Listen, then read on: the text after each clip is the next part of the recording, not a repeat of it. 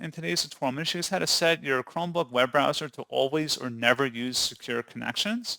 So this should hopefully be a pretty straightforward process here, guys. And without further ado, let's go ahead and jump straight into it. So all you have to do is open up your Chromebook browser and select the menu icon up at the top right. Go down and select Settings. On the left panel, select Privacy and Security. And then on the right side underneath Privacy and Security, select the Security button.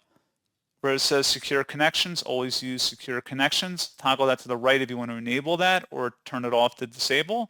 And that is all you have to do.